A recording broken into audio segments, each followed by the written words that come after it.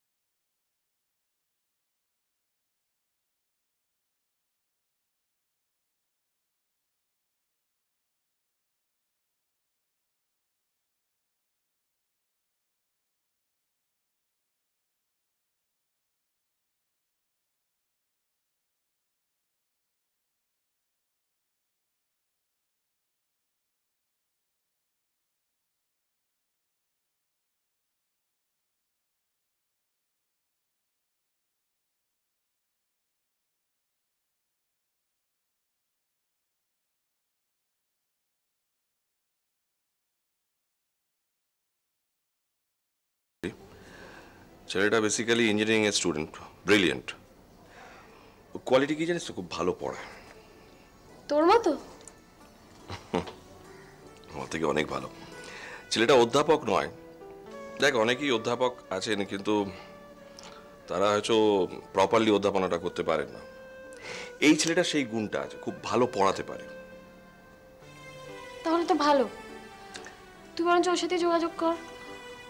আসলে কি জানিস তো, আমি যদি একবারে পাসটা না করতে পারি। এই কথাটা একদম নয়, একদম নয়। আমি ওর সঙ্গে ফোনে যোগাযোগ করছি।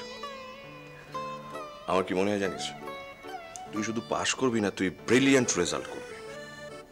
তোর মধ্যে সেই টেনাসিটিটা আছে যা যা মানুষকে সাকসেসফুল হতে সাহায্য করে, বুঝেছিস?